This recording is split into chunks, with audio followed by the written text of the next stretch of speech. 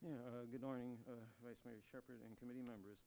I wanted to talk to you about the possible cost of having covered trench for, I guess, for Caltrain, at least, if not for high-speed rail. A month ago, Greg Conlon submitted a tunneling survey study to Caltrain. Actually, he gave it to Mark Simon, the executive officer for public affairs, and he told the Caltrain board about it at their meeting last month on November 7th. And there, the estimated cost was $125 million to $150 million per mile for a covered trench. And you might want to include those estimates and compare with any additional information for things like grade crossings with the study from Hatch, March McDonald. Just as in the past, I think it would be helpful for us to see that study as we've seen other studies. So I don't think it's urgent that we get it tomorrow, but so whenever we have our next meeting, perhaps staff can contact either Mark Simon or Greg Conlon and get a copy of the study for the committee and council and for the public and press, having it distributed as we've had other studies distributed in the past. And just as a reminder to you, I have a copy of Mr. Conlon's comments in the draft minutes of the Caltrain Joint Powers Board that are in this morning's agenda packet. Thank you. Nancy, Thank you. Councilmember Vice Mayor Shepherd, could I ask? Chair, yeah. Ask a question? Sure, certainly. In what capacity was Mr. Conlon putting forth these comments? Is he on that committee? No, as a member of the public. This is as a member of the public, just like I'm participating in the meeting. Okay, but he doesn't come with some No. background in that area? Well, as I understand, he's been on the Town of Atherton's Rail Committee. Okay, thank you. That's And, all. and he was wasn't he chair of the Public Utilities Commission or on the Public Utilities Commission in the past? I don't know. Yeah. Thank you. And on the next item on our agenda is the approval of minutes. Thank you very much, Herb. Do you have one for all of us? Councilmember Klein? Yeah, I would, just as a matter of sort of personal privilege, I think it would be, I'd like to introduce two of the people who are in the audience. Morris Brown has been with us at many meetings, and we all know how much he's been helping us by sending out emails seemingly every hour. Been a lot of them lately. Yeah, and I don't think William Grinley, who's sitting next to him, has been at one of our meetings before. Long time ago. William has been the most prolific writer of position papers that have been submitted to the legislature and the High-Speed Rail Authority and Congress, and he's done a very effective job in lobbying both the. Informing. Please. Well, anyway. Informing. Yes, thank you. 38 and counting. 38 what? That position. Okay, 38 was it? Well, I haven't read 38. I've read some, but not 38. Well, thank you for. Thank you. And welcome to all in our audience today. The next agenda item is the approval of the minutes. Do I have a motion? So move. Second? All those in favor? Aye. And motion carries unanimously. And we're going to move into updates. And just as a preamble to today's meeting, a lot of this is wrap up. There is, and a lot of this is going to be in the updates coming forward with certain decisions that have come forward, and then looking to the future as to how we want to manage meetings next year, including topics we'd like to take up. So let's go to updates, item number 4. Richard. And Chair Shepherd, just so you know, Aaron Ackman, Assistant Plan Director, will be down shortly. And if you don't mind. For this item? No, just for the meeting. Okay. In general, I want you to know. And then also, do you mind if I go ahead and call John at this point so he can be in the loop? Yes. On the updates? Not at all. John Garamendi being our lobbyist in Sacramento. How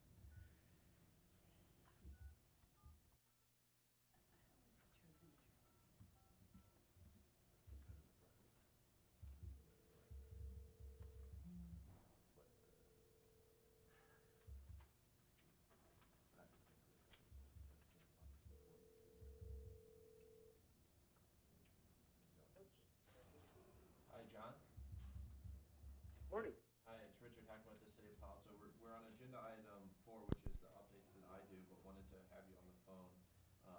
hear what I say before you give your Go and update close that at door. agenda item 5.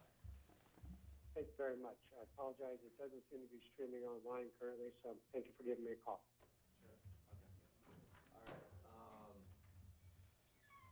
So with that said, in terms of updates I have for you, the Peninsula Corridor Joint Powers Board is having their monthly meeting at this time, although there was nothing significant on there for the city of Palo Alto, aside from the fact that they were awarding at that meeting a sole source contract as part of the CBOS system. So that project continues to move forward from their end. The Peninsula Cities Consortium is meeting tomorrow.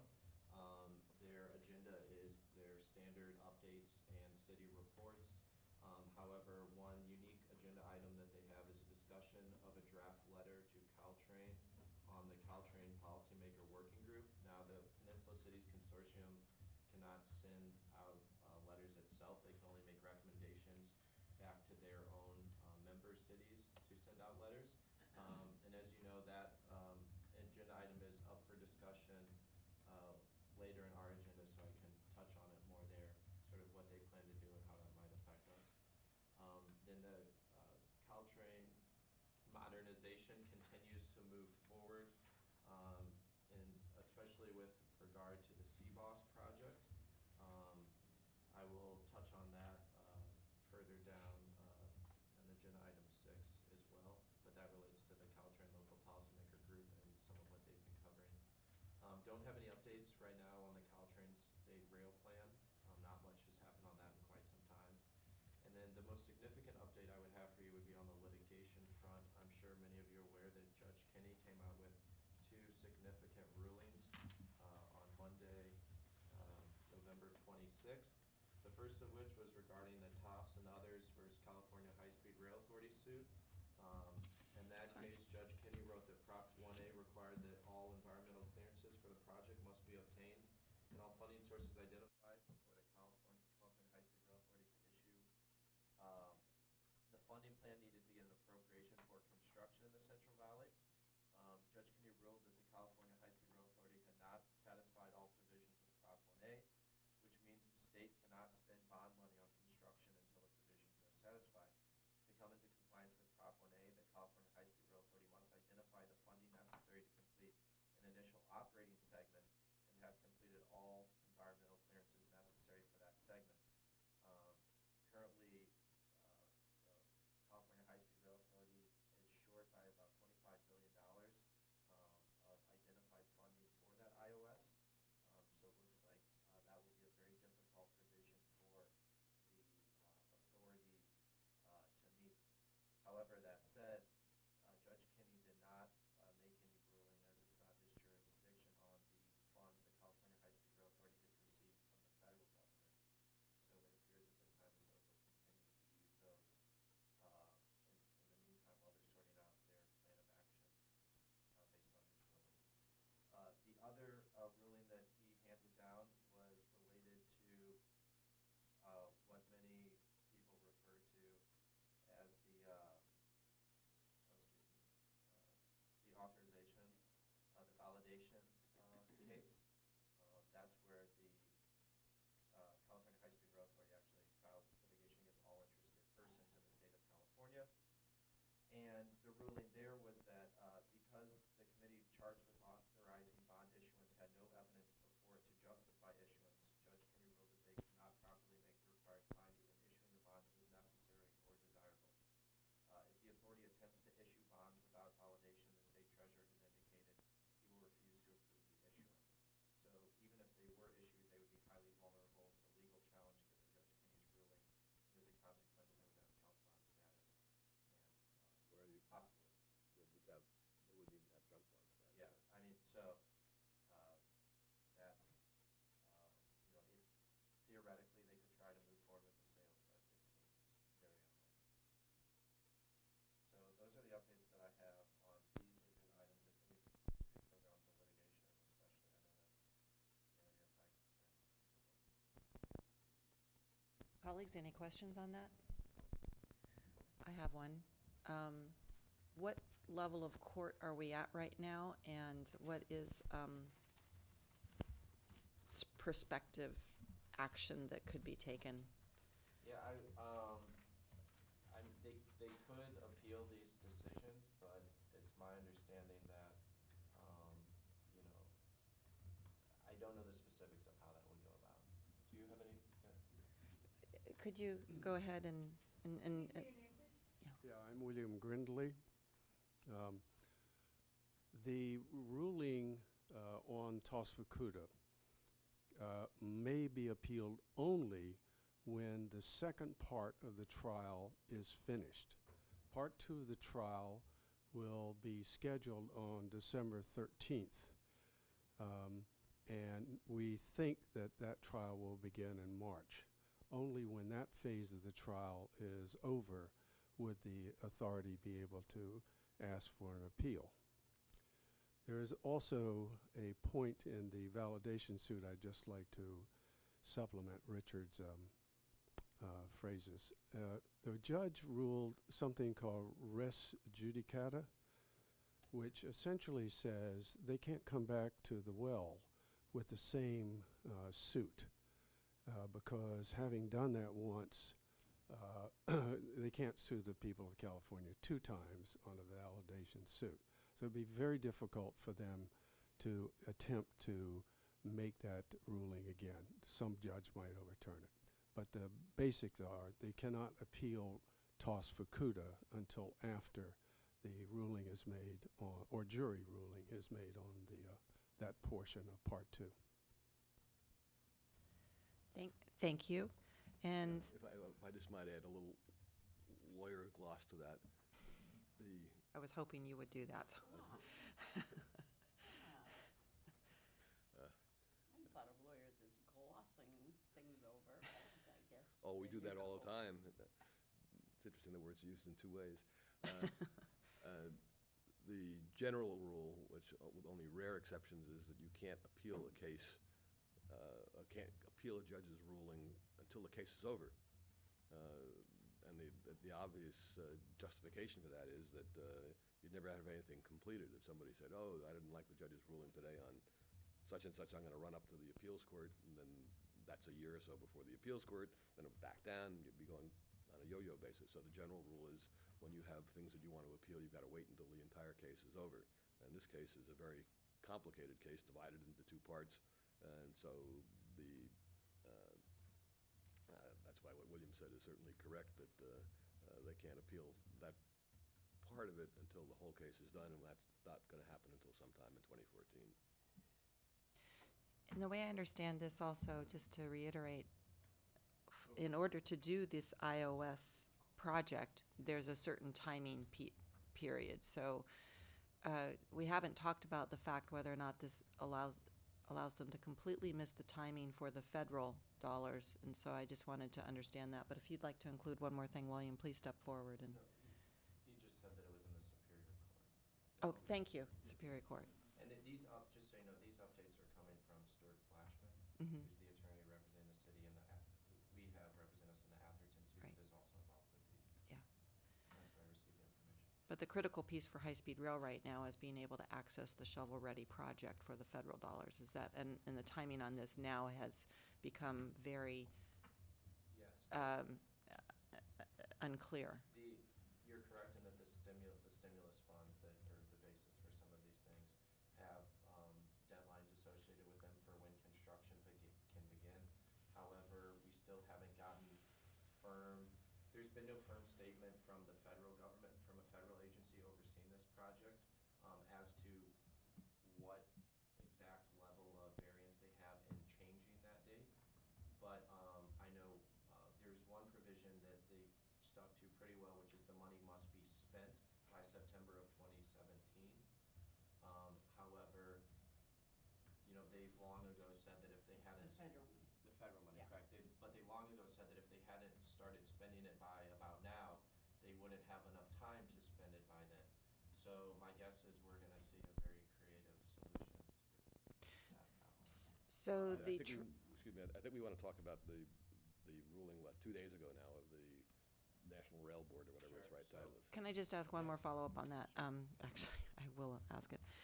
So the trigger is not actually having the project start, because I know in the ballot language, there is a trigger there about actually having the project start, but you're just talking here about spending the money, which they've been able to do without even starting a project already with our own Correct. money. You're referring to the STAR trigger, which was put out in the public. However, they've said that there's no specific language in the legislation that was passed authorizing the stimulus funds that forced them to stick to that. The language that was more cut and dry in their determination was the date at which the money must be spent. Is that Okay, I just wanted to tie it into the actual, understanding, but the iOS is the understanding of what the project is. right? So Based on ballot language. And then my last question on these dollars is, I can't remember what was considered Caltrain's money. Was it considered from the federal dollars or from the state bond issuance? Or a combination of? Thanks, because that's also my question regarding electrification. my understanding was that it was from the state money, and it was $600 million up north and $500 million down south. For the bookend That projects? made 1.1 billion. That represented the bookends, and that money came from the state $8 or so billion bond fund.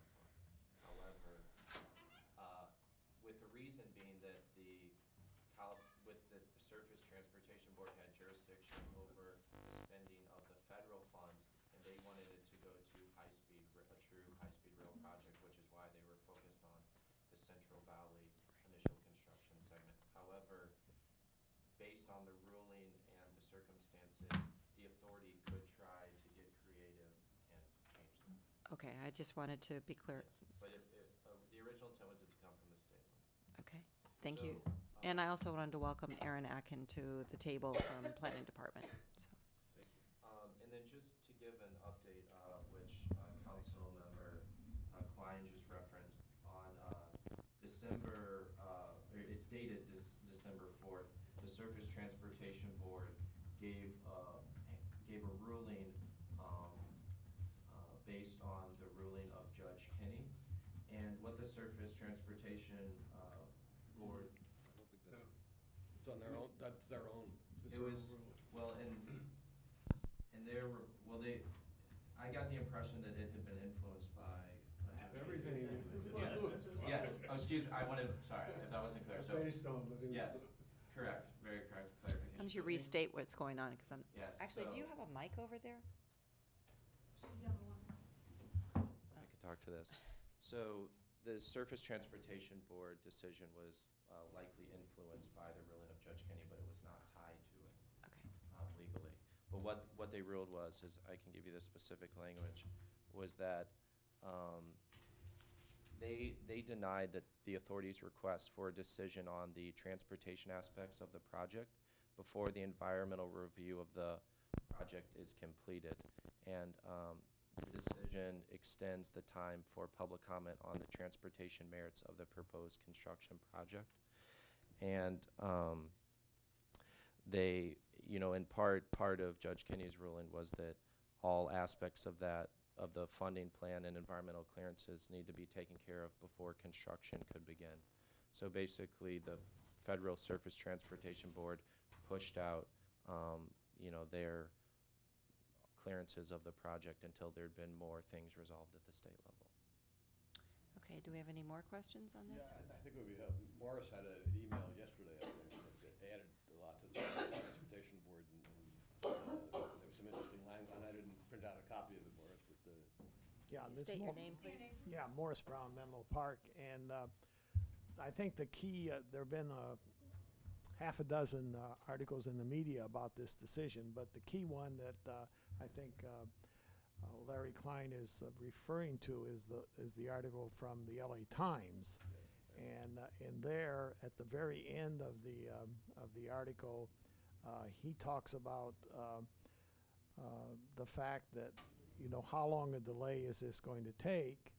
And Who's the he, sir? it was a spokesman for, well, let's see now. there was I think the exact wording was, the spokesman for the authority said they did not think there would be a significant delay in going forward. And for the high-speed rail project. And he went ahead, what is his name? Vardabadian, I can never remember that name. He interviewed a person, a spokesman for the STB, Service Transportation Board, and they told him, and he printed, that there will not be a decision made until September 2014. Now that's more than a couple months. I mean, that's 9 months away. So there is going to be significant delay now in certifying the rest of this project. So it's significant. There's just no doubt about it. Thank you. May I put a footnote to that? William Grinley? Yes, William Grinley. John knows Colleen Carlson, counsel for Kings County, one of the plaintiffs in the suit. Yesterday, she had a memorandum that will be read today to the High-Speed Rail Authority saying, we have learned only through the press that this ruling was ever requested. They had requested that they be exempt from environmental. You, the High-Speed Rail Authority, never noticed this in an agenda, never voted on it in public, and that is a violation of several state laws. So you can expect a lawsuit coming very quickly to the High-Speed Rail Authority for breach of law on just, again, one more item. One more item. Thank you. Yes, I see Herb wants to speak on this as well, and I'm wondering, Clerk, can you follow all of this without filling out the forms? Great, thank you. Okay, two things. Just on this last point, I believe that there have been closed sessions noted related to the Surface Transportation Board in the agendas of the High-Speed Rail Authority. Now, that's not the same thing as issuing a press release or saying what it's about, but they would issue a case number. The other thing I wanted to mention and remind everybody is that there is another court case that's going through, and that's an appeal of the environmental approval.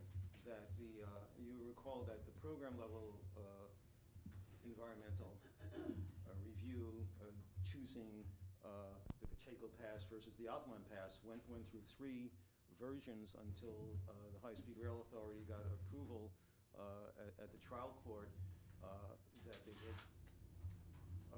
complied with California Environmental Quality Act.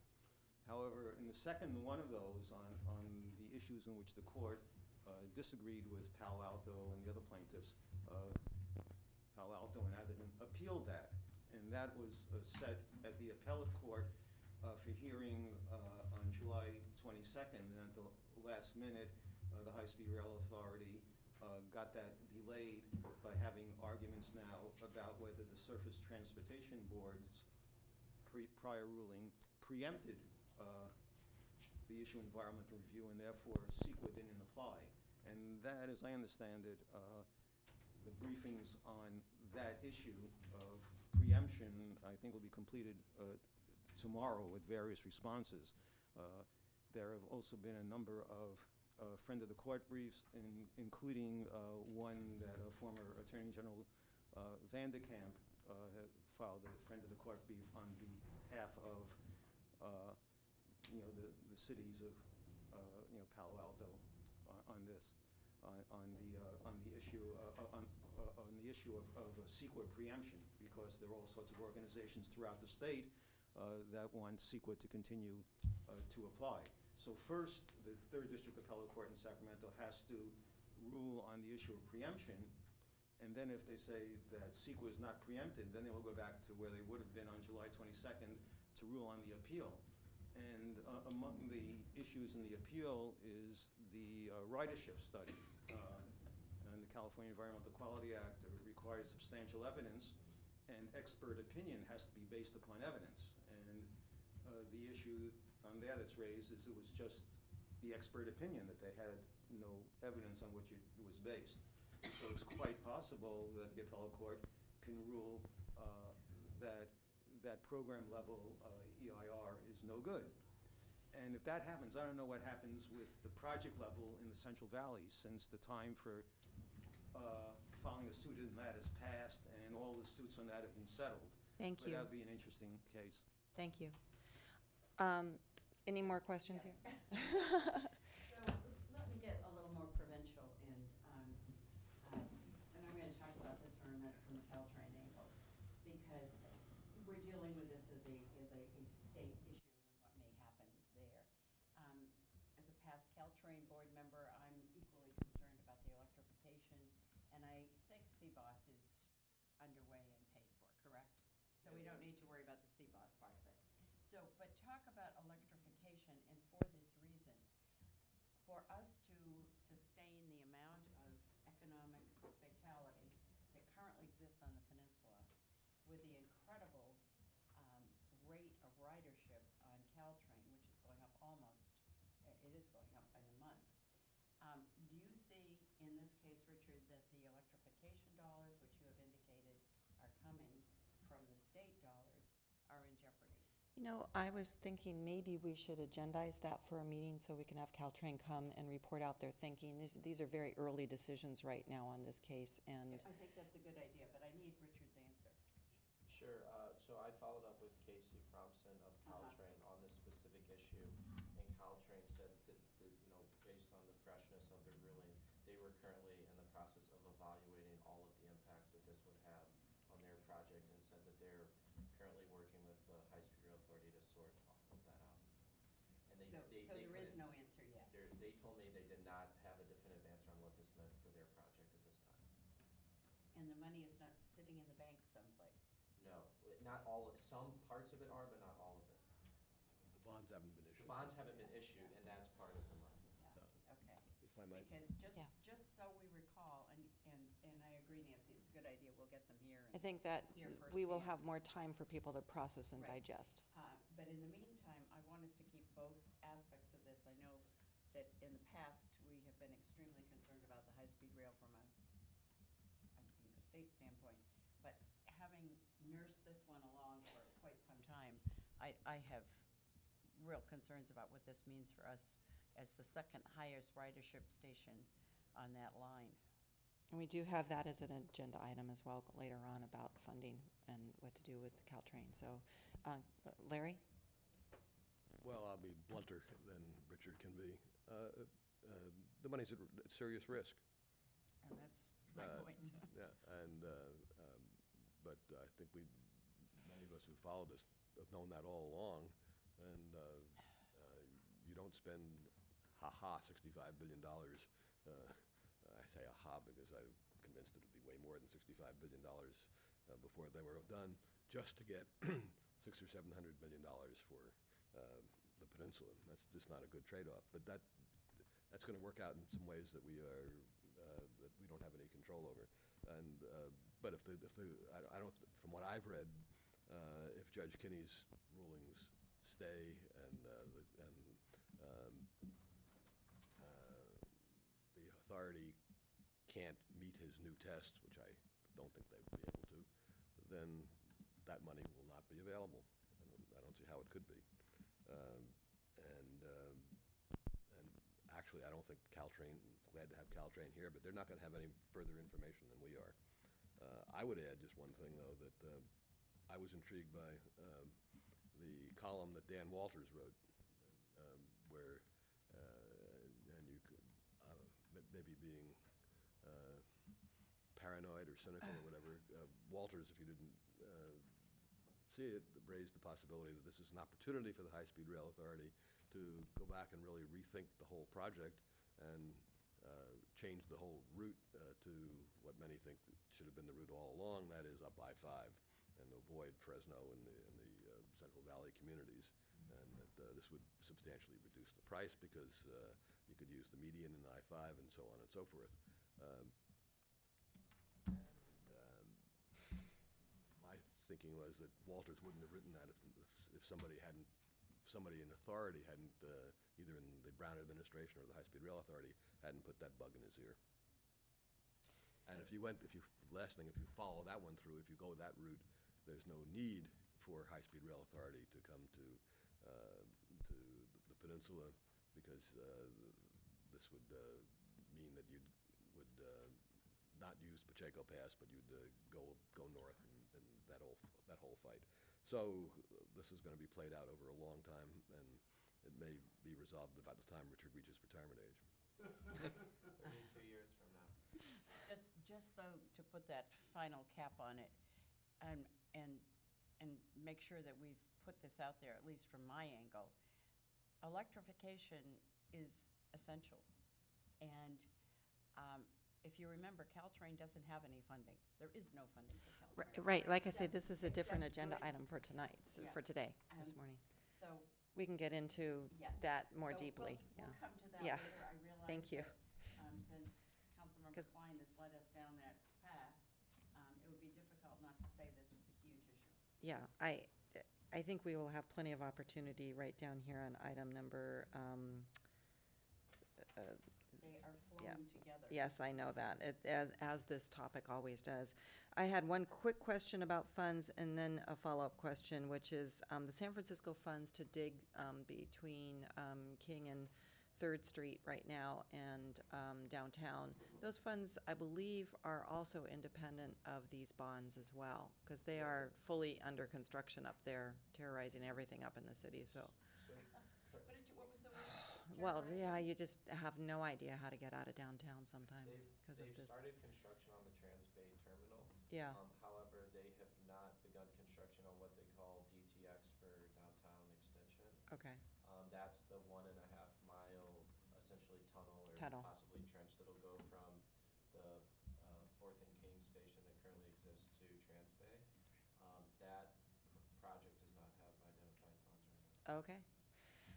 And then finally, now we have a surface transportation board that we don't have on our list of follow-up updates.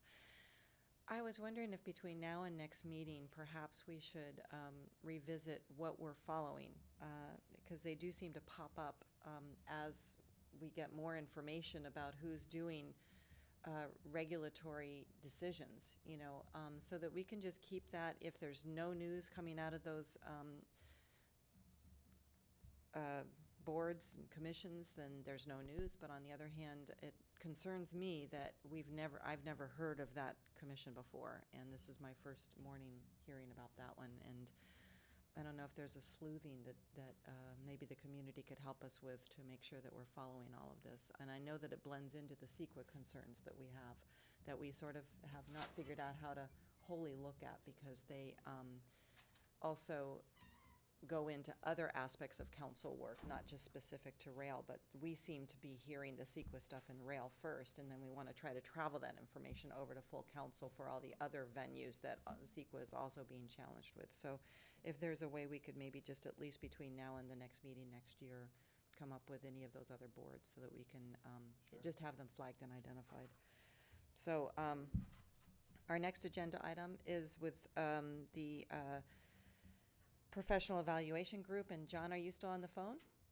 I'm still here. Can Okay. you guys hear me all right? Yes, we can hear you just fine. Great. That was a good update, Richard. Thank you very much.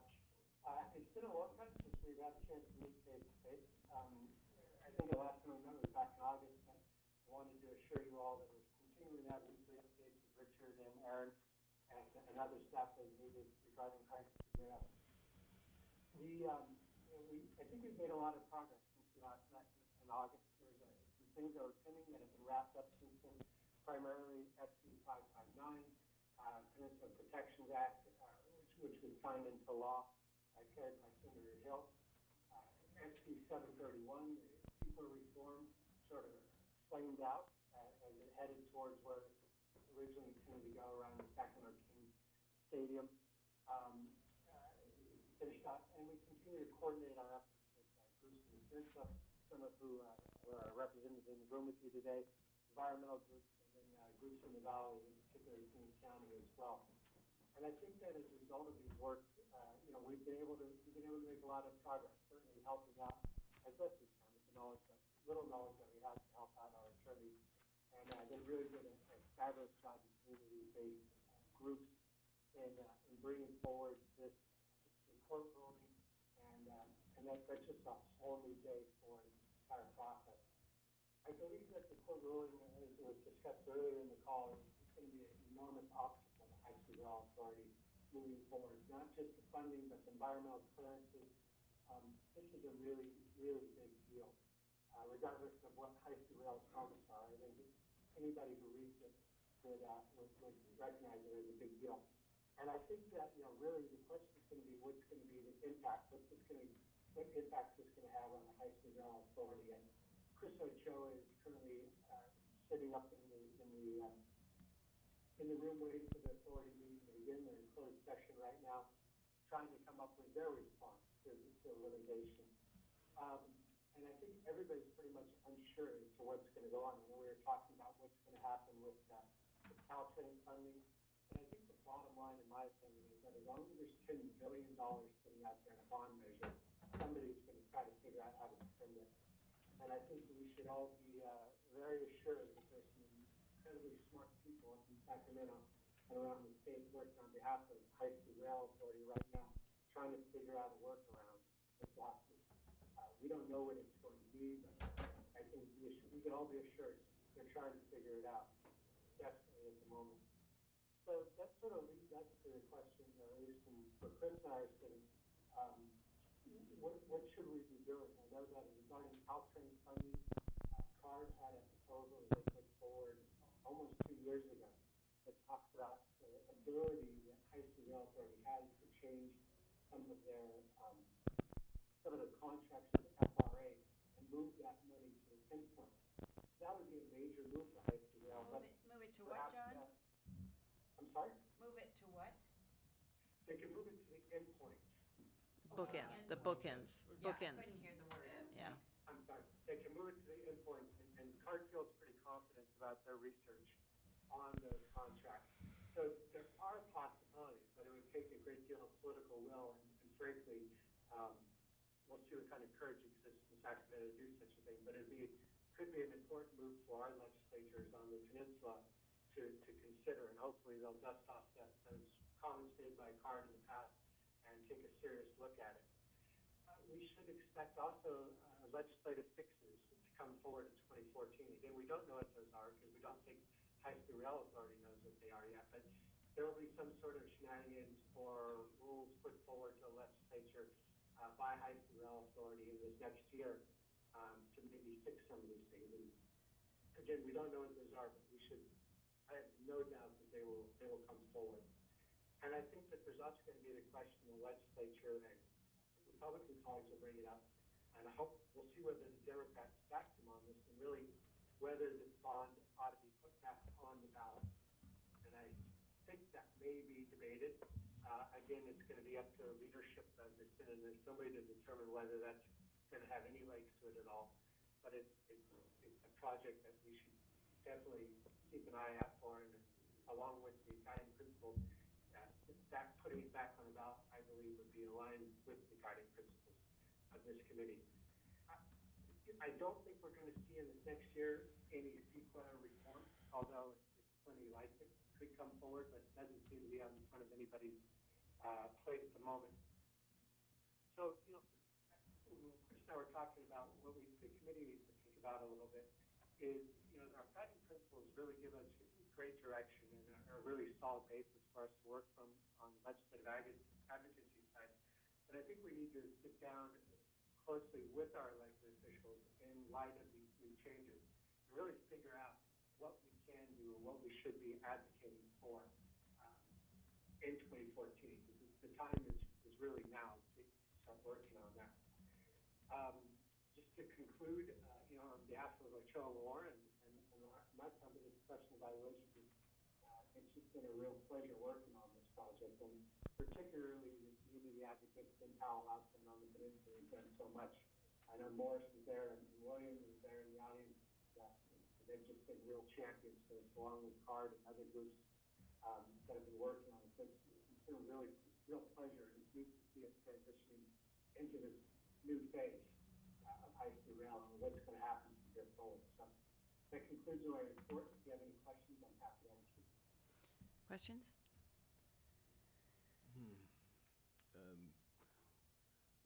John, it's Larry Klein. When does the leadership in the legislature change? It should end at the end of this legislative session. Both Senator Steinberg and Zimmerman Perez have indicated that they will try to hold on to the gavel through the session. Okay, so at the end of the next summer, they're out of, and is it clear who's going to succeed them? It's not clear yet. There's plenty of people vying for that. I think we'll have to see how this legislative session goes. There is, of course, always the possibility of a coup, but I wouldn't hold my breath for that. Okay. Well, I asked that because I was intrigued by Senator DeSaulnier's interview with the Chronicle, I think it was. Where he's quoted, the question is, and I'm paraphrasing here a little bit, the question is, what do you think, Senator, the chances are of high-speed rail moving forward on a scale of 1 to 10? And he said 1, meaning low.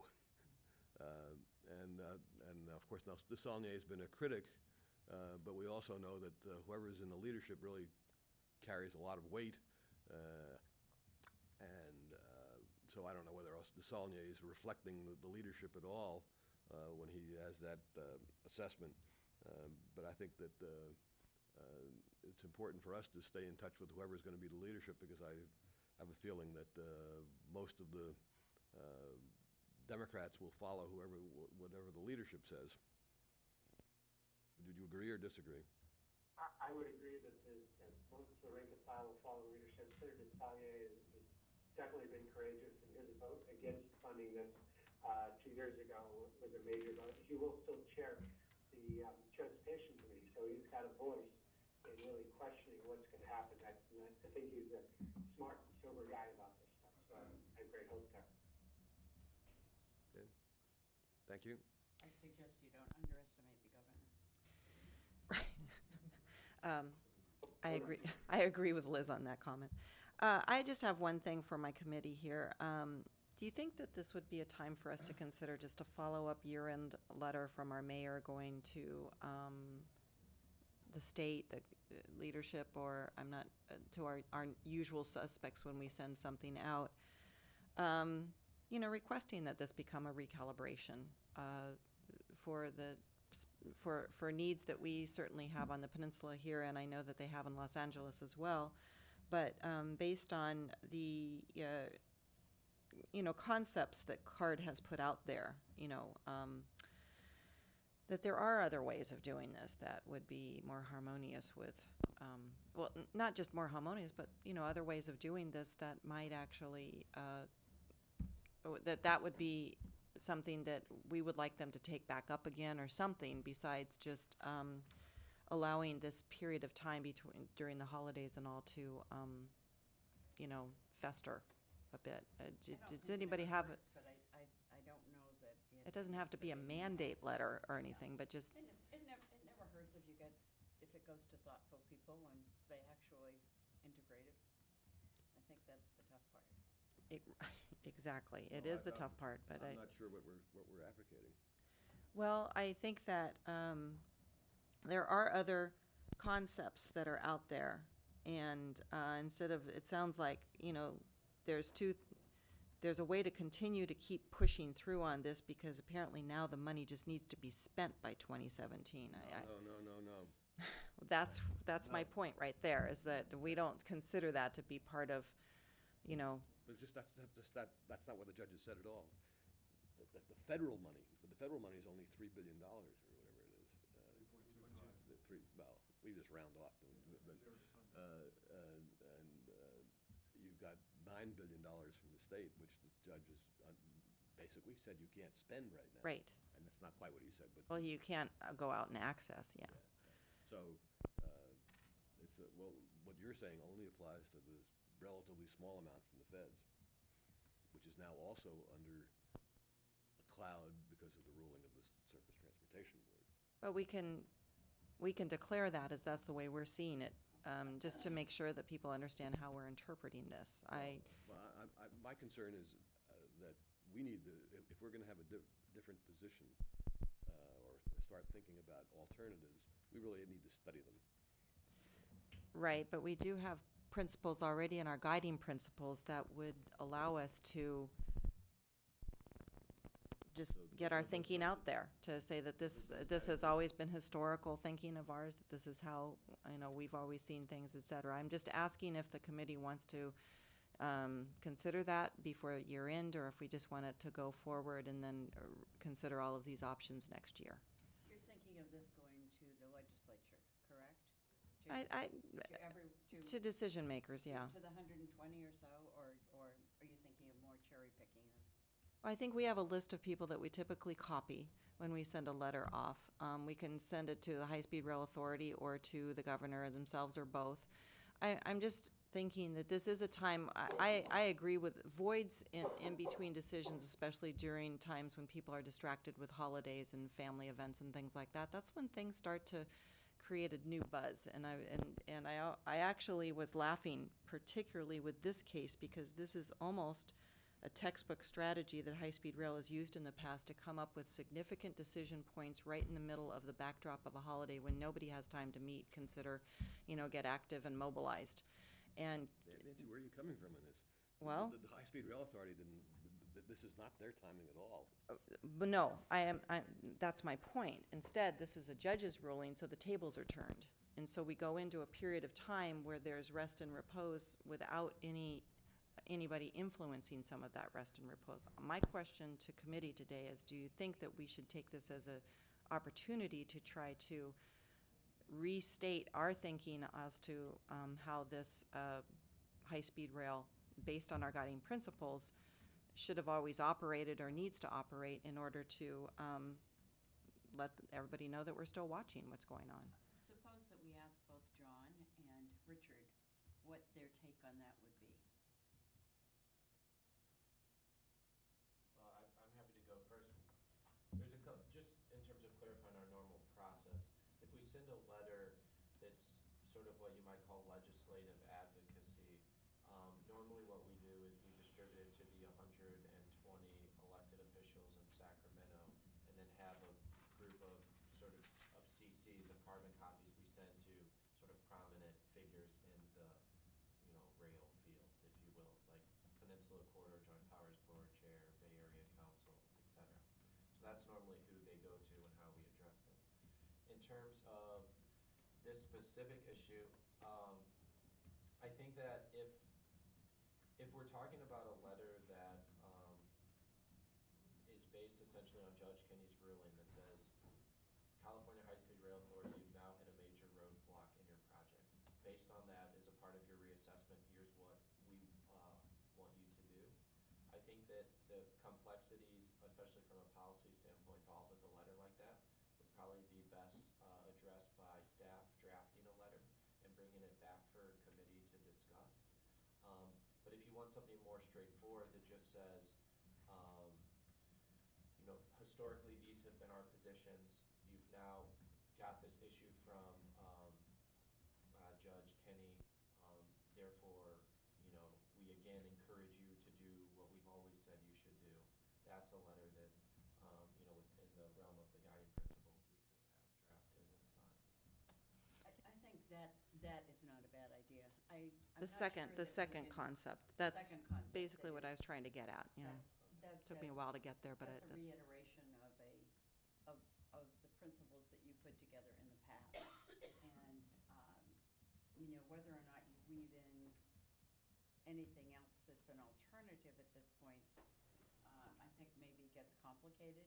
But it sounds as though you could do number 2 without having that be more complex. It keeps us on the forefront, perhaps. I don't know when they're going to break. Do you know? I don't, John, do you know when they're going to break? Break? I mean, I'm sorry. Or Yeah, recess? right. Pardon?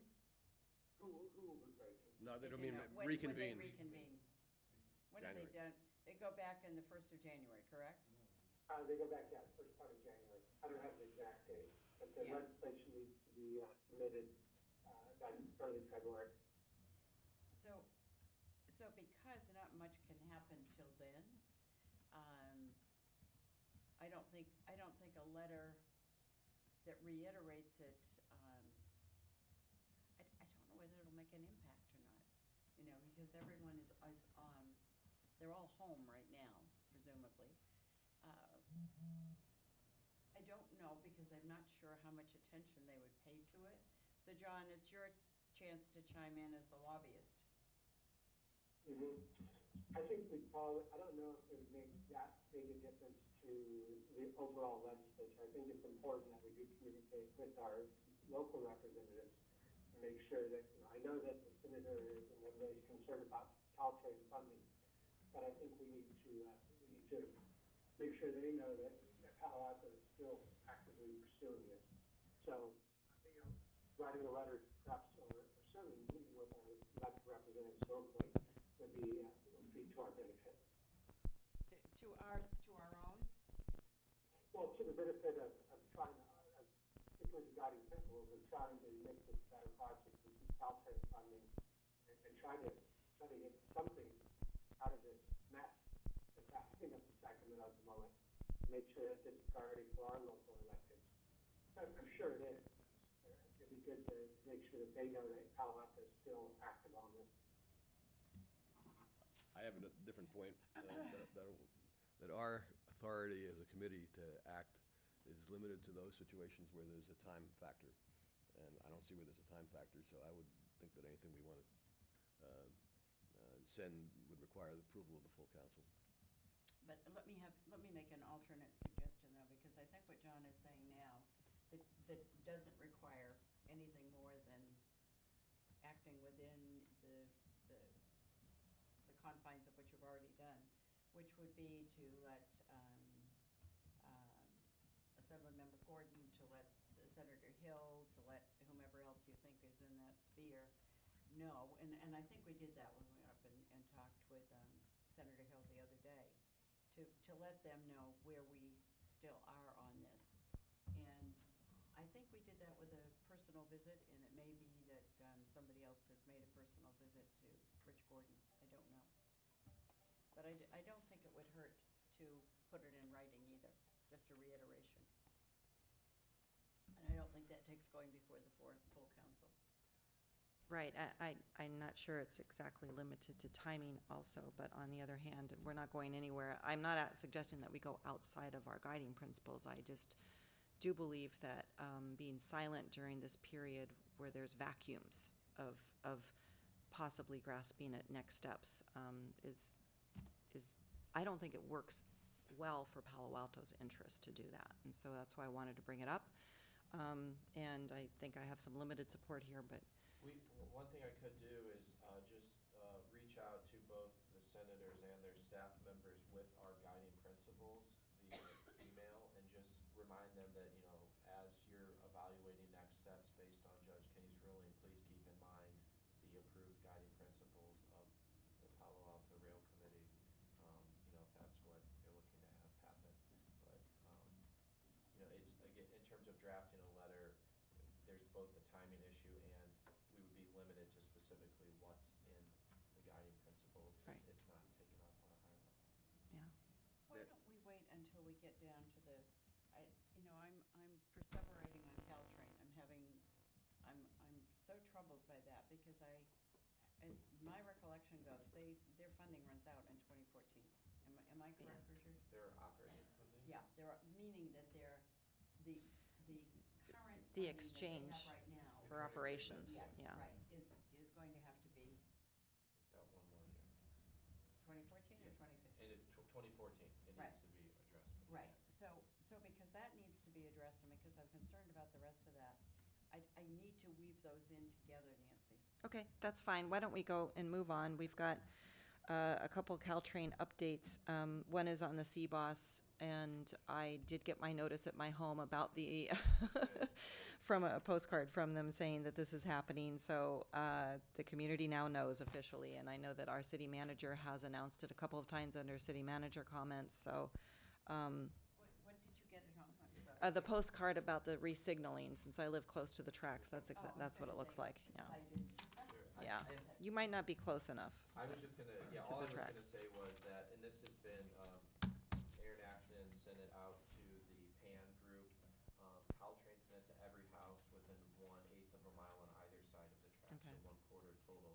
been in the city manager's comments, but just want the community to know that December 10th to 14th and December 17th to 21st, the construction will be occurring to install the conduit for the CBOS system. This specific project will not include the installation of the radio frequency tower, which was also discussed when I did the update for council in November. This is Right. just the conduit project, but the work is happening at night. Historically, we've gotten very few complaints when night work has occurred, but there's a hotline, and we're just trying to keep residents informed that if they are experiencing any noise or inconvenience, to reach out to Caltrain. Okay, and I just want to touch base with John, who's still on the phone. Did you want to stay on the phone, John? It's still right, I'll stay on the phone. Okay, great. If there's no more questions on item number 6 for CBOS, we can move to item number 7, which is Caltrain representation structure, which has been on our agenda for a while. And I've noticed that we don't have Caltrain permanent funding on our agenda today, but I am putting it down as future meetings and agendas that needs to be agendized. So, So the update I wanted to give you was, a few of these things are on here more just so they're on your radar as we kind of finish out this year and move into next. But as you recall, back in late June, we sent a letter advocating for a spot on the PCJ, the Peninsula Corridor Joint Powers Board. I'll try not to use acronyms. We advocated for a spot on the Peninsula Corridor Joint Powers Board. That was from VTA. VTA gets 3 seats on that board. We advocated that one of those 3 seats come from the Valley Transportation Authority Group 2. And Group 2 is made up of the cities of Los Altos Hills, Mountain View, and Palo Alto. And obviously the reason for our advocacy was represent some of the highest ridership concentrations, but at this time do not have any direct representation on that board. At the time we sent the letter, we encouraged Mountain View we let them know we were sending a letter and encouraged them to share one as well, which they did. They sent a very similar letter. And I just wanted to close the loop with you on that we got a response back from the VTA that told us at this time they felt very confident with the way we were being represented by their appointed members, and that at the end of the year a new chair of VTA would be selected, and that person would have their choice in who to represent us, or who would represent VTA. And at that time we could reach out to them about them selecting someone from VTA Group 2. Essentially it was, thanks but no thanks at this time. So I just wanted you to know that that had occurred, and if you had any direction on how you wanted staff to proceed at this time based on that, I'd obviously be happy to follow that direction. We will have a chance to reach out to a new VTA board chair here shortly, but I did not get the sense that there was any enthusiasm to make structural changes to that process. Let me just make a quick comment on that, because it is, this is among the most political of appointments that will take place.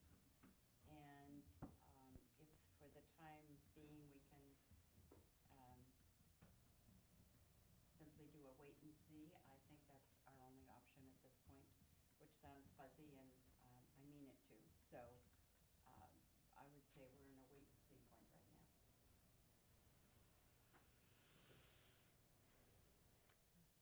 No, I think we should continue to keep this on our agenda, because I keep hoping that we will have a proposal to be on the ballot at some point to have permanent funding. And I would hope that Palo Alto at that time will make a condition of its support for permanent funding for us to have the Zone 2 people to have a permanent seat. Well, I think at that time, to add on to that, we need to advocate a completely different type of board construction. The current board construction, as you probably know, is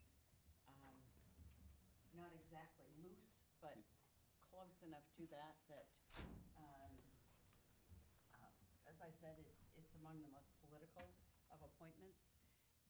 The other aspect of this that might be helpful for you to know is that once you're appointed to Caltrain board, as long as you stay in your seat at that point, whatever that may be, there is no limit. You can be on that, as Don Gage was, I think, for 12 years. So there isn't any real control as there is now with VTA as to who is there and so forth. I can only reassure you, this is an issue that I have been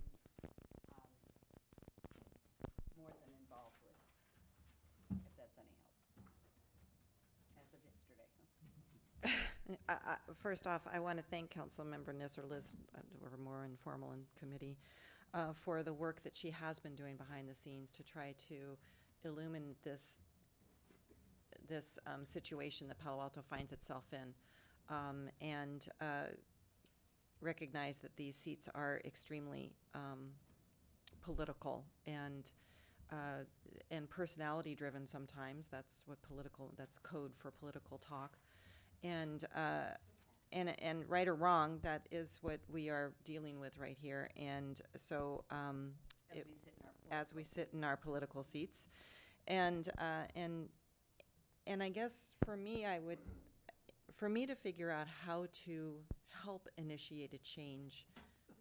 Typically, if I go back to learning more about the actual history of how this got built, and I know we've had some summaries of that, but not necessarily maybe the techniques that got handled, there might be a way to start to reconfigure our thinking about it, especially if we want to go out for permanent funding, which I agree that will be something that we want to be a strong advocate for as soon as possible. And I'm sorry it wasn't on this agenda to try to figure out how to do the next steps on that, but I think the next steps for that would be tied completely to how this Caltrain board does get appointed. And the ownership of the ridership, the interests of Caltrain, which I learn are also to go out to the Monterey Peninsula as well. And so there's more venues that are going on with Caltrain that we've been a little bit limited in gaining access to. And I think that it is in our interest to get that information and to learn more. So I would like to see us bring back some of these historical pieces that put this together. I've read the Joint Powers Board Agreement. I also need to understand better how the Capital Corridor Express gets their funding, because it's always been a sort of poster child that's been kicked around at this committee from time to time about how that has this and we don't have it, and why can't we get it? Well, we've never asked to get it, to my knowledge. But you have, and we'll see, I would like to understand where some of those hiccups are so that we could figure out where we need to push through in order to actually have them manifest themselves as an experience that we get to have, as opposed to just, gee, I wish somebody would work hard on this. And so, does anybody have any thinking as to what we'd like to have staff bring back? Let me just add a couple of things that I know from serving on the board. It is a constant, not puzzle, but a discussion that, yes, the Capital Corridor does get funding, and it gets funding because it is funded through Sacramento and on a regular basis.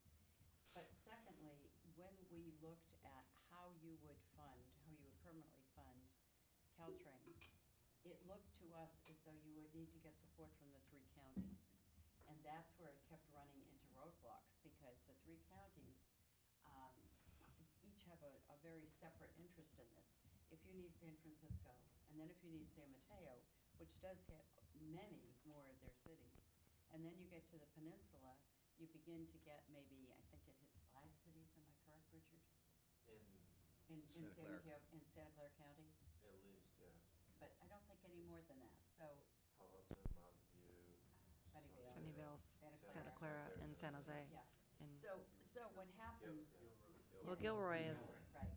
So if you look at that and you look at what would it take to actually pass some kind of permanent funding, every time they have tested that, and the leadership group has tested it among others, they have not come up with sufficient support. So that's where it stood when I left the board, is they were looking for some magic formula that would actually deliver permanent funding. Pat? Well, I'll just add to that, because the leadership group committee that convened for about 6 months on this was actually in response to a proposal I made to the leadership group to create such a committee around how we would address that operational funding shortfall that came about when Mike Scanlon just suddenly announced to the board that they were in a Right. death spiral crisis. Was that 10 or 2 years ago? 9, 10, or 11, something like that. Well, Yeah. yeah, so it was 2.5 years ago. Anyway, the polling actually did show some promise. What happened was the heat came off when there was an alternative solution. So it wasn't that the possibility of a long-term funding source looked like it was dead on arrival from polling. There were scenarios that had some decent possibilities. There was prospective state legislation that might have created a lower threshold for some of the options. And since the short-term crisis got solved, the decision was, okay, let's wait and see what happens at the state legislative level. It wasn't that these options had no promise. And what has subsequently occurred is that San Francisco, who, as Liz mentioned, was not necessarily of the same mindset historically as San Mateo and Santa Clara counties, because I would say that they didn't value Caltrain as highly as the other two counties did. They have changed in their mindset, and Caltrain is now viewed as an essential ingredient to their economic future. And so I think we have better alignment between the three counties than we've ever had before. And what I see is no leadership from Caltrain in terms of really trying to move this discussion forward. The discussion got going really because entities outside of Caltrain said, well, we don't see enough happening from Caltrain. We want to see what can happen. And then the solution came about through negotiations that occurred with Caltrain executive staff and the other transportation agencies. We all know the story. And that's absolutely true. And it did get saved. I remember it well because VTA was really they were really the savior in that. Once they had stepped up, the other two did as well. But it's a dicey funding situation at best. So, but I'd forgotten, Pat, how much effort there was for that 6 months or so, and you're right, and Stanford was involved and so forth. Yeah, so it's probably time for us to go back and talk to Carl and others like that again and say, even though the pressure went off for that couple of years while we've been economically in such a better situation, it's time to really concentrate on that again. And I've often wondered, would the card group take up something like that with the vigor Well, it's that Friends of they... Caltrain. So there are a number of the card members are now active in Friends of Caltrain, and Friends of Caltrain is becoming an increasingly important force in this discussion and bringing really multiple stakeholders involved in it. Good. But the other thing to remember is that what also changed is that once Caltrain got electrification dollars, then their long-term operational deficit model changed. Now we're seeing... Which is why it's such a huge issue if the money goes away. Yes and no, and this goes back to the discussion we had briefly at council the other night. Those are golden handcuffs because the limitation on trains per hour and therefore limitation on ridership is in just profound contradiction to the future demand. And so taking that money from high-speed rail means that they would, and if high-speed rail continued to limit Caltrain's ability to have more trains, then we'll have just a complete conflict between demand and supply for local rail. And interestingly, I heard on the news on Friday, Caltrain announced their latest ridership figures, and I think it's up to 54,000 boardings, and the news was Ken Yeager saying, even at this, what I've been describing as the organic growth rate of ridership based upon job growth and some of the transit-oriented development that's been going on there, that Caltrain would soon run up against their capacity. And that doesn't include the step impact of electrification and connection to the downtown subway in San Francisco, and for that matter, level boarding if they ever got there. And those are huge steps in ridership demand. We all know that if we could get good, fast transportation to the financial district in downtown San Francisco, many people on the peninsula would switch to Caltrain. If we had electrification or even improved systems with EMUs, we'd have a significant increase in ridership. So I think there is just a huge disconnect between the reality of what we're facing as a result of the constraints connected with accepting the high-speed rail electrification dollars and the true needs of our regional rail system. Well, that statement's absolutely true, yes. Maybe at some point in the future, however this rail committee is constructed, since Pat feels that the Friends of Caltrain is really being so much more influential, we should ask somebody, does that group actually have a chair? Is That's Adina Eureka's. Adina? Or as our mayor would say, Levine. Right. Perhaps it would be good to agendize that and have somebody from that group come Well, for a yeah. discussion. Erin and I have both written down Friends of Caltrain. I have it for updates, to What try do to try to get our list of things that we would like to get updates on. And then I've also written down for future agendas is possibly recalibrate our committee's interests for rail corridor, including these aspects of scheduling, boarding, funding. We've slipped a few things in, during our window of opportunity with the EIR that's going forward right now. And if that EIR changes, for some reason, Could I ask just a... and also downtown San Francisco, all of these things are Yeah, just one question. When have you all rode Caltrain recently? just last week. Great. About 2 months ago. Similar. Why? Yeah, because I think it's such a fabulous system. As long as you're not stuck on the Millbrae corridor waiting for a train. And I don't know why, but I love riding it, and I think it's... Well, I think one of the big reasons is what Pat just said, not getting to downtown. I have to transfer to BART to get up to Market Street, and I think that That's why I don't take it to airport, because... that's I why can't I've written get it down. Exactly, I've written that down. Downtown San Francisco, our interests are starting to really correlate and align in a different way than they were just a couple years ago when this committee got formed for a different purpose, and we've expanded our purpose, and this is a high interest, I believe, for our community. I'll add one thing to that.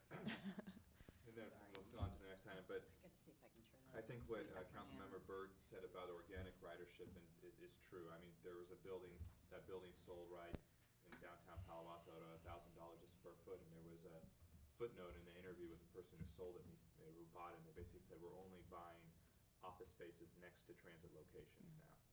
And I think that's, in a ULI event, they said the same thing, that's really just becoming part of the culture now, and I think that's why you're seeing the... Part of the culture, but interestingly, even those investors in properties are not understanding that they're running up against Saturation. that attraction suddenly being capped.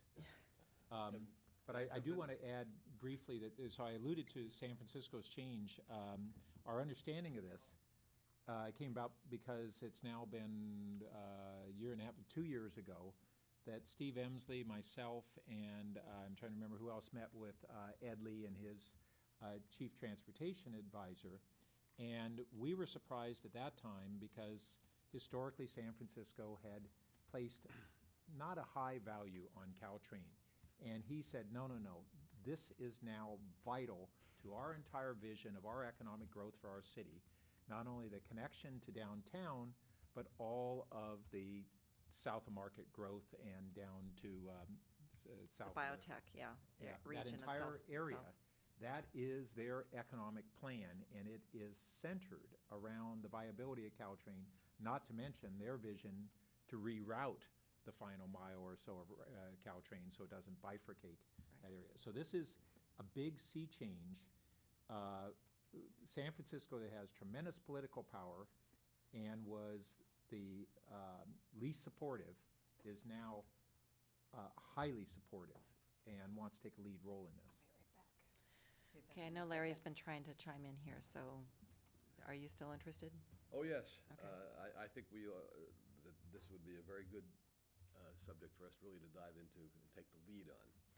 I don't think it's a question of hearing about the history. I think we've heard the history over and over again. We need to thoroughly redo the rail system on the peninsula. And I have to wait for Liz to return on some things because I think she is, well, I'll save my comments till she's Very back. well connected, yeah. No, it's not that, but she has a different view than the rest of us, and I think we need to remind her of some of the history of this committee, such as that we have not endorsed the electrification. We deliberately held back, waiting till we hear the EIR, because we've heard, but I'll have to repeat that. This is going to take a mini revolution, and it's not just the Friends of Caltrain. Glad to hear from them, but I would like to hear,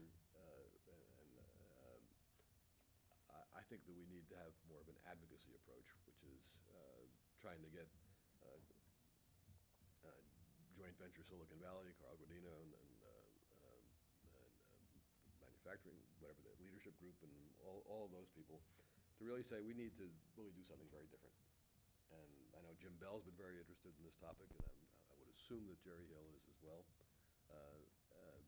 But we're just, as long as the thing is just going to dawdle along, nobody's taking any initiative. So I think we have to start looking to say we need to have something on the ballot to totally reconstitute, to find a permanent revenue source, to change the governance system. And I would add, I think we're going to need a bond issue to do electrification if that's what's desired, because I don't think the money's ever going to be forthcoming from high-speed rail, and if it does, it would be at a price that we don't want to pay, as Pat has very eloquently pointed out. Larry, I would like to add that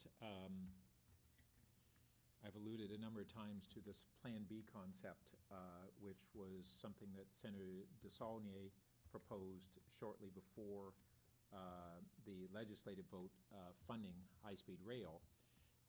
And that is that there are a number of people with good expertise in this who believe that a good portion of the federal dollars could be redirected toward the endpoints without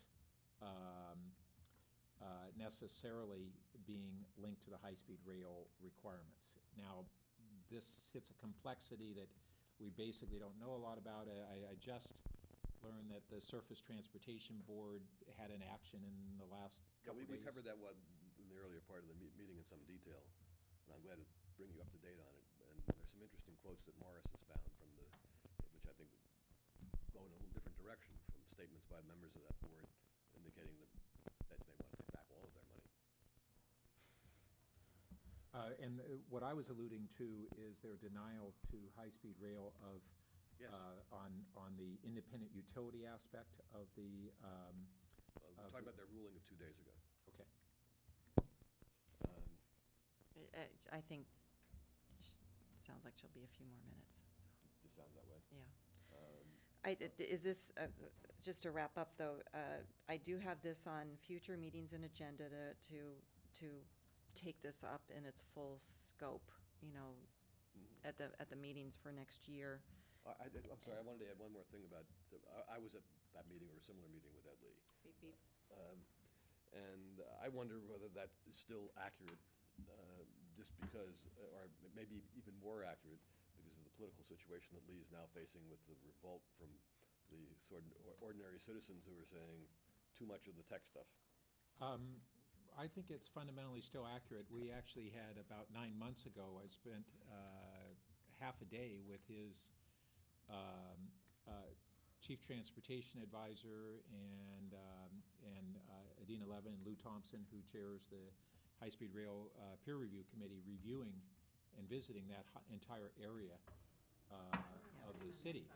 Yeah, I don't blame And you. getting more detail on their vision and their plan. I don't think their recent opposition to some of the pace of some of this is going to change the fundamental design. No, actually, we were waiting for you to return. Did you want to finish your comments? Yeah, I just wanted, I've moved to this side of the table. I'm not sitting over there anymore. It's That's freezing announcing. over here, yeah. Just so people know, the cold just comes pouring in on that side, and I don't think it's healthy, quite honestly. I fully support you, having sat in that seat many times, and one of the many reasons we want to have this area remodeled. I've heard that Yes, yes. for a year, so. Yep.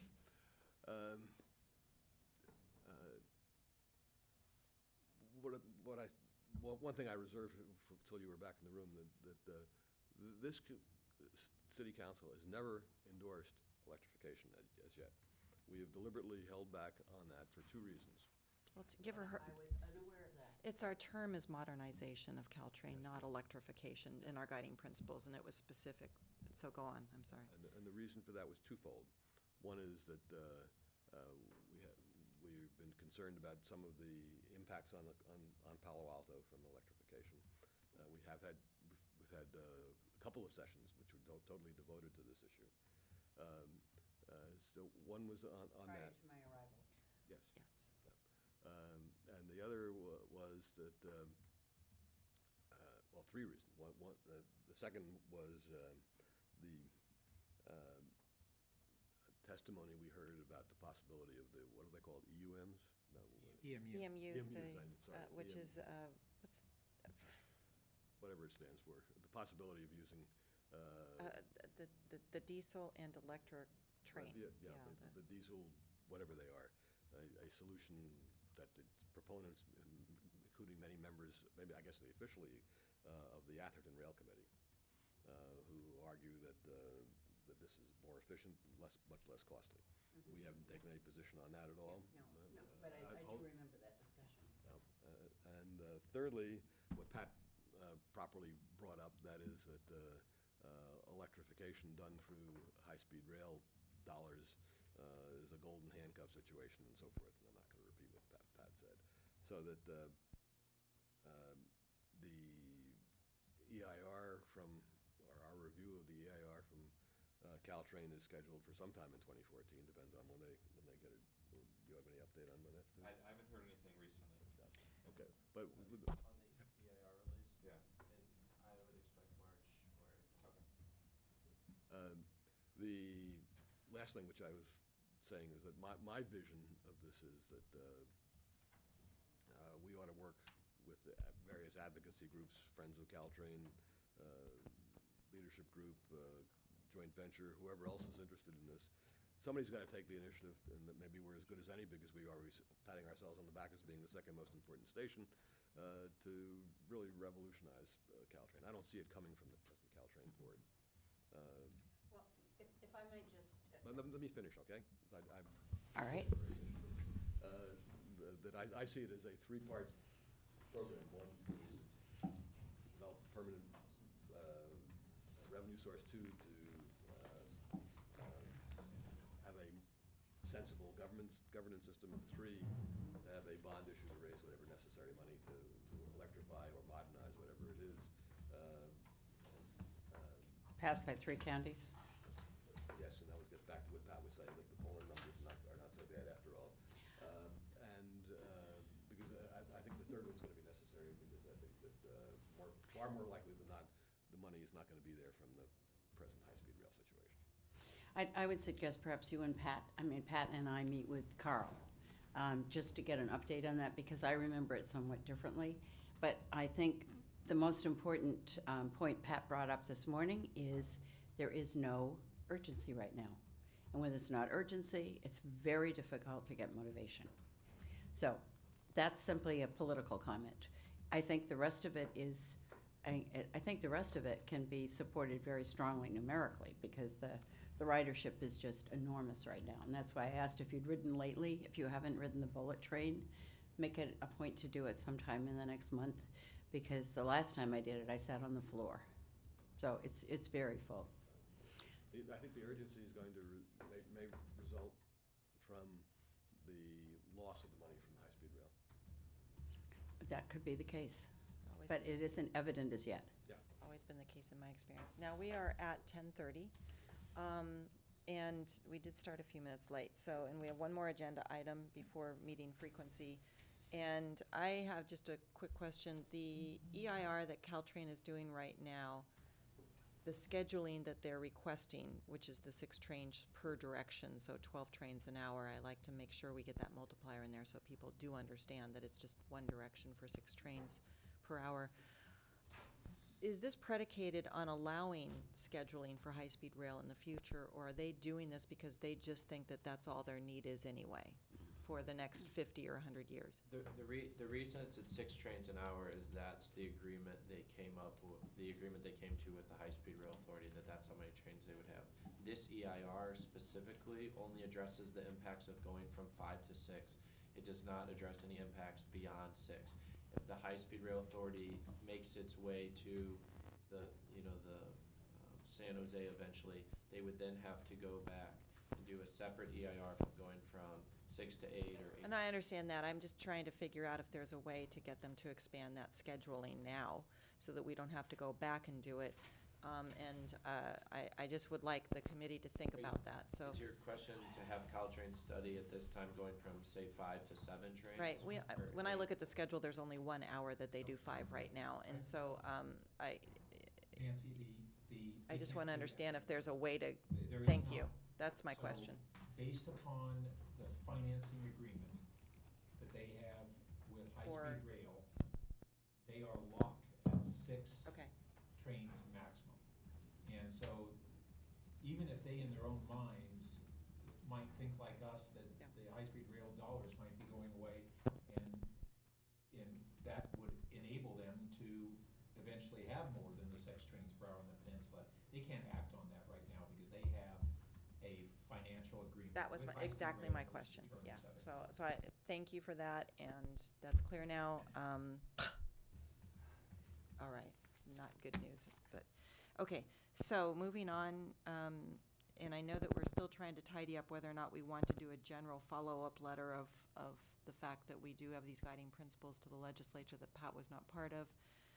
Is there any interest in making that decision now, or sounds like we still have a lot of work that we want to start to steam up for next year, and that might be a better opportunity to start to maybe just illustrate to our decision makers, you know, what Palo Alto is going to be taking up, because I do think it's important for us to make sure we state our interests clearly as to what will help us stay viable, you know, with the activity we do here going forward. And so I'm suggesting perhaps that we do postpone any type of official letter going out until next year, But unless you see a reason to do it. let's keep it high on the agenda for the following reason. I was interested in listening to what you said, Richard, about the 2 letters that went out in June, which quite frankly, and I would say it out loud, fell on deaf ears.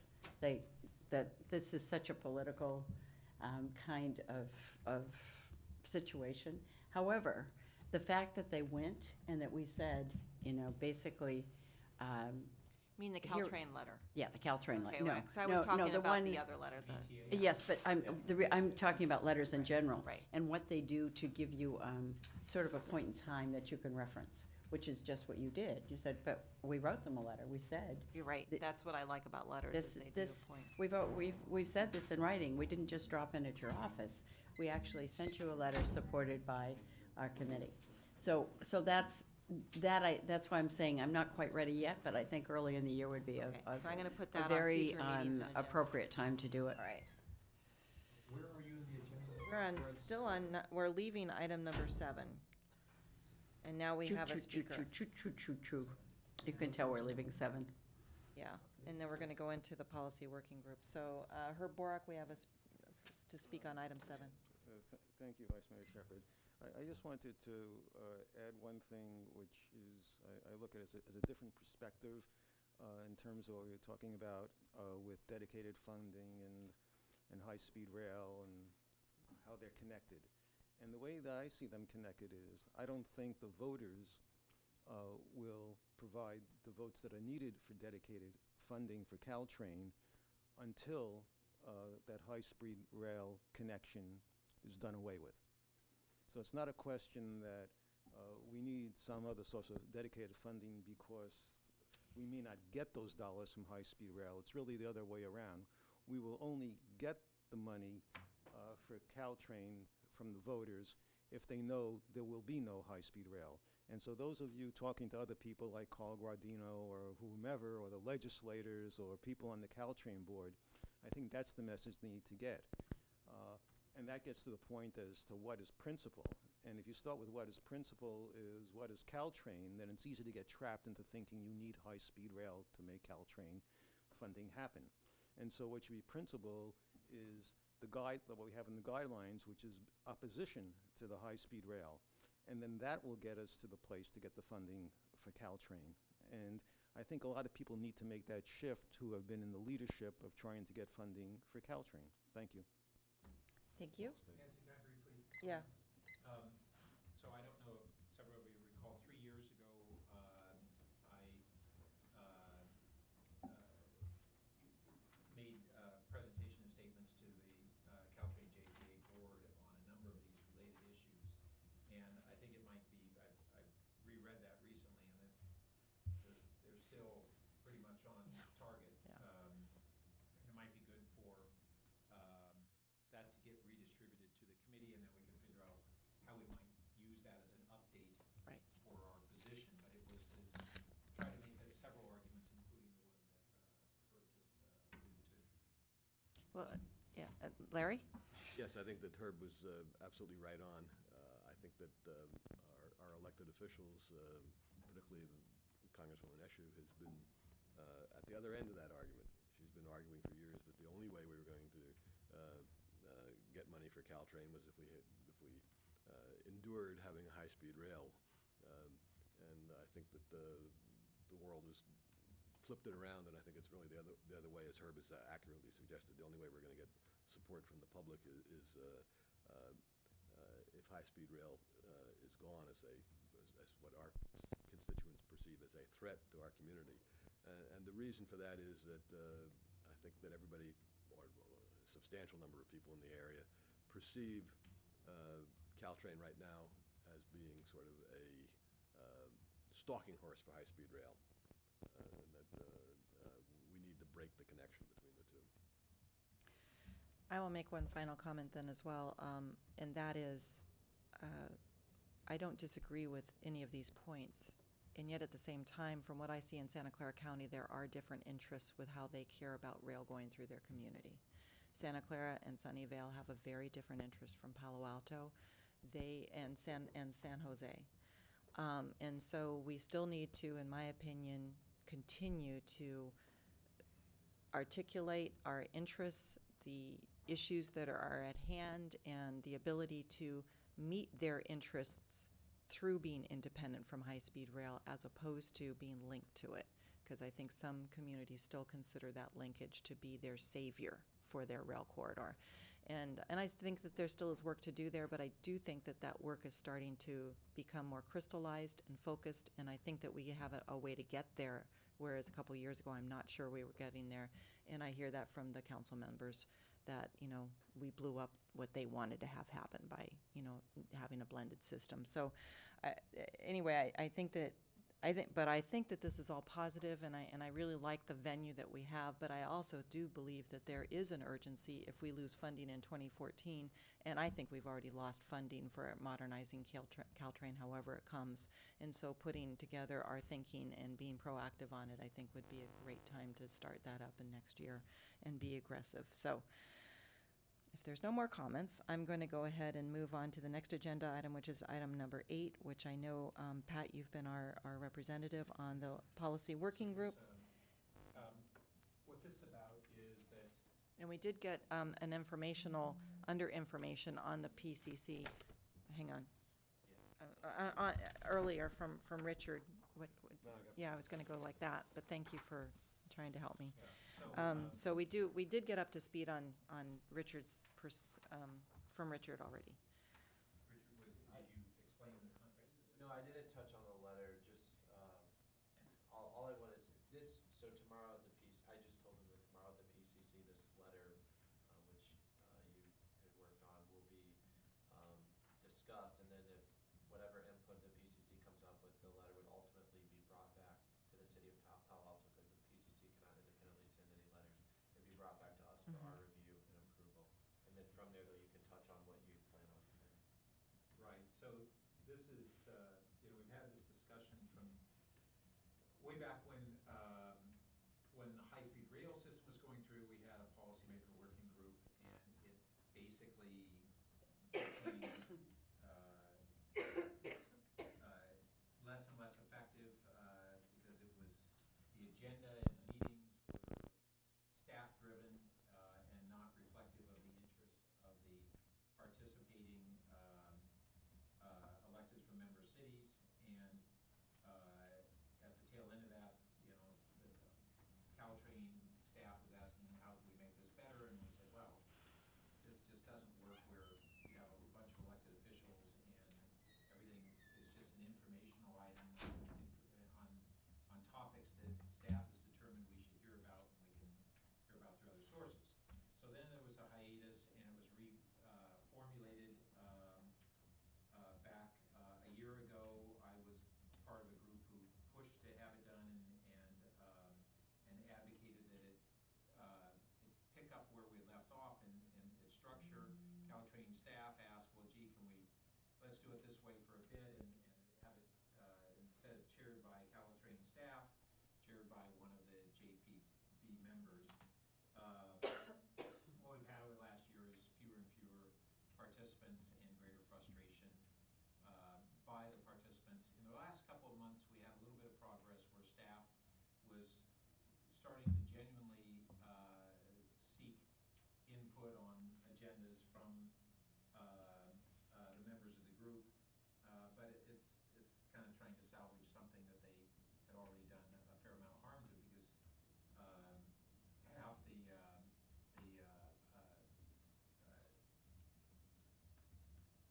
cities that are part of this are no longer attending, so they're not even hearing if it's getting better or not because they gave up on it. So within the PCC. Pat, just quickly, who's the liaison from Caltrain? For Who us? goes to the meetings? For us, Well, or for who? No, you're talking about staff Staff, level? yeah. Oh. Well, they're senior staffs there. So Marion Lee is lead, and then they have the person who's now heading their modernization program speaks. I mean, Marion Okay. is kind of the So staff. Mary Ann has really been Yeah. the connectivity? Yeah, she's been the lead staff member for the meetings. Okay. And so, anyway, at PCC, we've had this discussion on how we could try to influence this in a more constructive way. This group was, we had hoped that it would partially address the concern that we talked about earlier, which is lack of representation of so many of the cities on a corridor.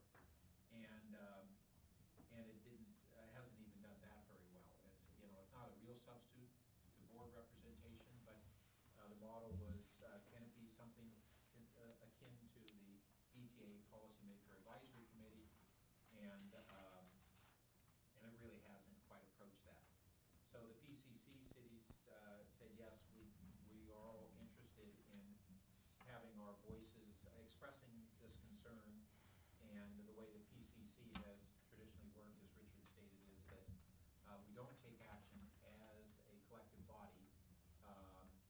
And so what we agreed to do is present this a draft so that PCC member cities can take it back to their councils and see if they want to write a similar letter expressing this common concern. I will add that within what's now called the LPMG, I've kind of pushed some discussions at recent meetings around this issue, and out of those cities that are still represented there, who are not all PCC cities, there has been a consensus agreement of the shared concern about this. So I think there's some good impetus for cities binding together to have a stronger voice, whether it's specifically in this, or as Larry was talking about, how do we build a political force of the small cities up and down the peninsula who have somewhat common concerns about how important Caltrain is and how they want to be real voices of the people. I move approval of the letter. Second. Would you like to speak to your motion? Well, Pat's already given a lot of reasons, and I've read the letter sitting here. I think it's, I can't see where there's any controversy about it. And I think that's within our purview to move it forward, because I think there is a time factor here that we want to get this on the agenda for, I presume the meeting, first meeting is sometime in January. And then if we don't do this. Hang on, just let him finish. If we don't do this by the time, the first council meeting would be January 12 before it can be on the agenda. So I think that we ought to go forward with it and do it. Pat, do you want to speak further? I just said that the purpose would be, as the new year starts, that we try to reconstitute this a little bit. And there is a timeliness issue as a result. Liz, did you have a question? Yeah, Or comment? Pat, what is your hope for outcome from this?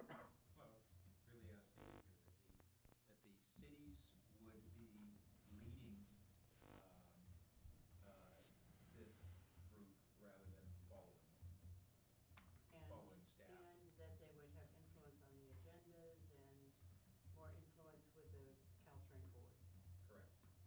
Okay, I don't see any problem with it, but I don't think it will hurt anything. Let's just approve it, go forth. Well, I'd like to share my comments on this because I completely agree with your principles here. But this letter, to me, is a little hostile for me. I think that it's immediately right off the bat, basically, says that takes sort of a position of, we've got this, but it's just wrong. I think we haven't reiterated the fact that we really wanted this, and thank you for being responsive to our interests. And yet at the same time, we do believe it's an interest of ours to have a primary principle of it being, developed, and which I think your primary principle comes down into your second paragraph at your last sentence. And your third paragraph really is the first sentence to try to say, we agree with this vision. We want to do this vision, but we think that it's not really meeting the needs of right now. And I guess I would like to see the letter be a little bit shifted so that we could have it be more of a let us help you help us and you help us help you and type of a letter, as opposed to going through some of the bold comments here. And so those are just my concerns. I would like to see this kind of reorganized a little bit. But if this is the letter that 3 people want to send out, then that's fine, and we'll do that. I would just say that I don't think being wishy-washy is going to do any good. I don't think I was saying that we should be wishy-washy. I'm sorry that you would articulate my comments that way. But on the other hand, I think that we should try to partner with them on this so that we can make this a better product. And that's what my interest is. And I think that we could do a better job in the way this letter is organized. But that's my opinion, and I know that there's a time sensitivity to this. And so if 3 members of my colleagues here are interested in sending it out as is, then, that will happen. So, but I just wanted to make that appeal. That if you... My experience is that being more deferential is likely to get us less rather than more. That the cities need to stand up for themselves, and they won't be given any kind of influence that they essentially don't insist upon. Could I just add to this? I don't think it matters which way it goes. I'm not sure it'll make a big dent. And I don't mean to be quite as dismissive of it, but it's tough to get through to this group. You've addressed it to Mike. I know Mike well, and you know Mike well. At some point, there have to be other ways for us to get through to them. My big question would be, how many cities will actually send it? Any idea? Well, it'll start with the PCC cities, but then what I want to do is send it to all of the other member cities that are part of the LPNG. It's worth a try.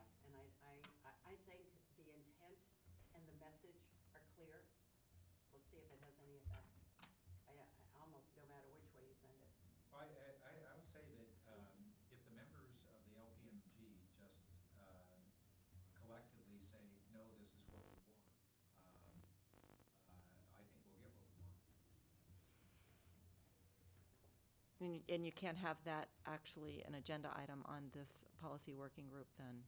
Is that what the problem is here, or?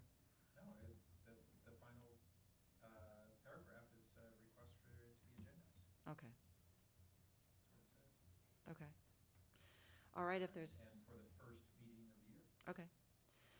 In that case, thank you for bringing this forward and for the work that you're doing on this group, because I think it's vital to, keeping our interests foremost with Caltrain, and actually our only opportunity officially, I think, at this point. And so, all those in favor of sending the letter?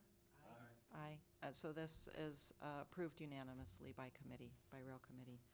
Does this have to go to full council? No, that's what I argued before when I made the motion. That, I'm sorry, I missed that. that, okay. That it fits within our Venue. delegation of authority, right, whatever the right. Well, we term could easily get it on an is. agenda, No, we so. can't easily get it on in The time. 16th, so, okay. No.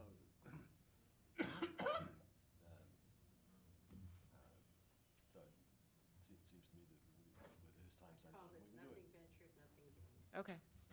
All right. So, the future meeting frequency, it sounds like this committee's going to want to meet in January of next year. Does anybody have any thinking? I know we had a big gap this last time for a variety of reasons. Scheduling was part of that. What is the, Also, there was Is no there- great need, as I recall. And we said we had kind of come to hiatus, and now things have sort of altered. It is that factor, and also we met at a council level in November. Right. So that's why we didn't have the November meeting. So, I think, at least from my perspective, there's two approaches you could go. You could, continue, right now, the group presently meets bi-monthly. technically, but we didn't. Right, you technically We meet haven't. bi-monthly, and you can, change or add meetings to that structure. Or you could move to, obviously you could go back to the monthly or move to a quarterly structure and then just add in special meetings as needed. Those are really what I see as the options.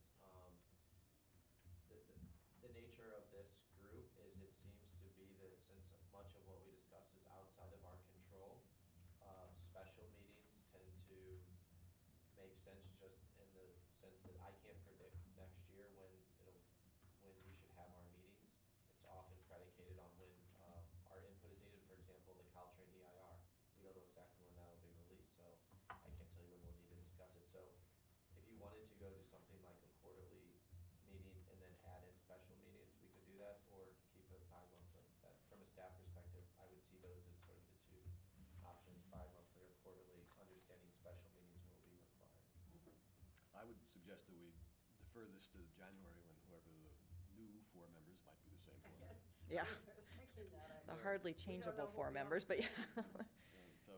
And I think the other advantage of waiting till late January for a decision on this is that we may have additional clarity on what the governor and the high-speed rail authority might be wanting to do in response to the judge's rulings and the defense rulings. But I think we are going to, if I had to decide I think there's need for a lot more meetings next year than quarterly, for example. The task that we were sort of outlining to ourselves as to what to do with Caltrain, that's going to require a lot more. That's why I brought it up. It doesn't sound like really, it sounds like this is a good opportunity for us to start to work on Palo Alto's interests regardless of what's going on out there, in the area that we don't get to influence very much. Let me say something that may be heresy at this point, but while I was on BTA, which was for a long time, we had a study done. Pat, you may be familiar with it, called the Hayes Study. And consultants came in, and regardless of what we think of consultants, their determination at the end was if you have too much change on a board or in a committee, it really alters the ability of two things. One, the institutional memory is gone, but also that ability to work together effectively. And so that's how the different groups came about at BTA and so forth, and there's some more consistency. I might suggest, as I said, I know this isn't how your group has operated, but it might actually be good if you had committees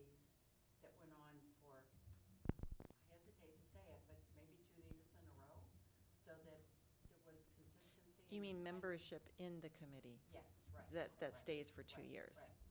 So it's just a thought. Well, we Just a thought.